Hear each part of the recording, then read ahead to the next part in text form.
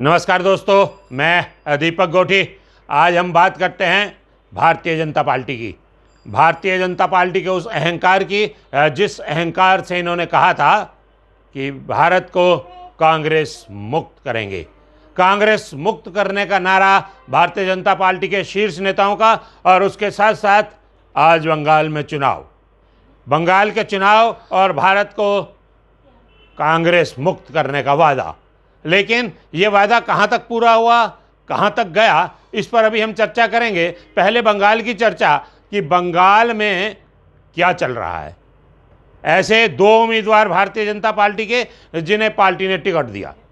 Ticket देने का एक स्वप्न होता है कैंडिडेट के लिए, एक सुनहरा मौका होता है। बल्कि आधा इलेक्शन कैंडिडेट उस समय जीत जाता है जब उसे टिकट मिलता है। किसी राजनीतिक दल का टिकट जब हाथ में आता है तो कैंडिडेट के पांव धरती पर नहीं पड़ते। लेकिन बंगाल में तो उल्टा ही है। दो कैंडिडेट ऐसे हैं जो ये कहते हैं कि हमने भारतीय जनता पार्टी की टिकट के लिए अप्लाई ही नहीं किया। अब कहते हैं कि भारतीय जनता पार्टी में टिकट मिलने का एक क्राइटेरिया होता है। हर ऐरे गहरे अतु छत्तू को टिकट नहीं मिलता। पहले मंडल से रिकमेंडेशन होती है, जिले में जाती है, जिला प्रदेश में भेजता है, और प्रदेश स्कैनिंग कमेटी को भेजता है, और फिर नेशनल स्कैनिंग कमेटी टिकट को फाइनल करती है। इतनी प्रक्रियाओं से गुजरने के बाद जब टिकट मिला तो वो व्यक्ति कहता है कि ना तो मैं भारतीय जनता पार्टी का सदस्य, ना मैंने टिकट मांगी, पता नहीं क्यों टिकट दे दी। तो ये गड़बड़ झाला बंगाल में हो रहा है। अब सबसे बड़ी दिक्कत वहाँ क्या है? अब लोग सड़क पर हैं, कार्यकर्ता सड़क पर है। केवल टीएमसी के लोग ही आगजनी नहीं करते, भारतीय जनता पार्टी के लोग भी आगजनी कर रहे हैं। वो कह रहे हैं कि कल का आया व्यक्ति आज टिकट लेकर चुनाव लड़ेगा तो हमने जो सेवा करी वो कहाँ जाएगी। और दूसरी ओर नड्डा, राष्ट्रीय अध्यक्ष, ये दावा करते हैं कि ये हमारा घरेलू मामला है।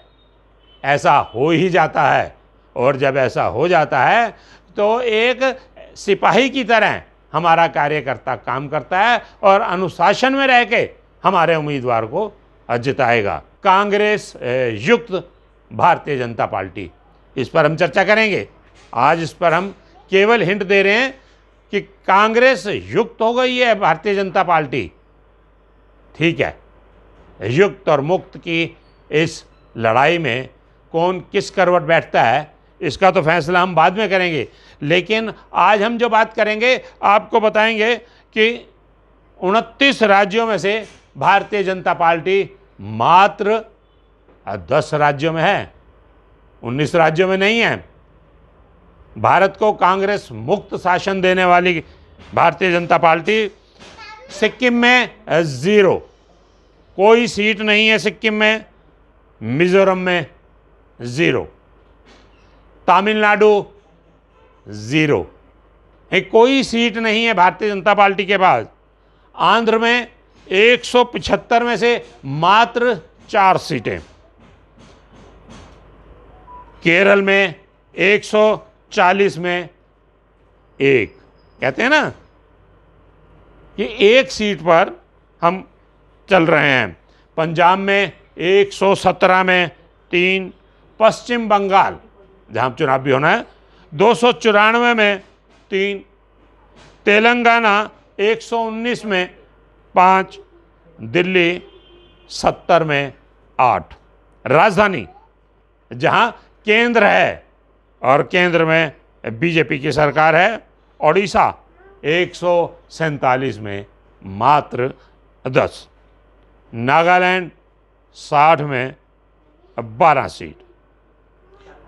अब देखिए, गठबंधन की सरकार, जिसे भारतीय जनता पार्टी कहती है कि हमारी सरकार है, मेघालय 60 में से 2, 60 में 2, और फिर भी हमारी सरकार। चित भी मेरी, पट भी मेरी, अंटा मेरे बाप का, इस कहावत पर यहाँ अमल होता है। बिहार में 243 में 53, गोवा में 40 में 13। है नहीं कमाल। अब मैं आपको बताऊं, पूरे देश में 4139 विधायक हैं और भारतीय जनता पार्टी के पास केवल 1516 ही हैं। और 1516 में से 950 सीटें गुजरात, महाराष्ट्र, कर्नाटक, यूपी, हरियाणा और राजस्थान में हैं। ये 6 राज्य हैं जिनमें 950 सीटें हैं। मतलब साफ है कि कांग्रेस का ना तो कहीं कोई तूफान है और ना ही लहर है। और फिर भी हम ये कहें कि बीजेपी का राज आ रहा है। अब आप देखें, पिछले चुनावों में 66% लोगों ने भारतीय जनता पार्टी को नहीं चुना था, भारतीय जनता पार्टी के विरोध में वोटिंग की थी। लेकिन हुआ उल्टा, क्योंकि विरोध की वो जो वोटें हैं वो अन्य राजनीतिक दलों में बट गई। 66 वाला हार गया और 34 वाला सरकार बना गया। ये है हमारे लोकतंत्र की परिभाषा, अर्थात जिसकी लाठी उसकी भैंस।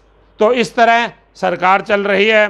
मेरे पास और बहुत लंबी सी एक लिस्ट है जिसे मैं पढ़ना चाहता था, लेकिन समय सीमा से बंधा हूँ। कल बात करेंगे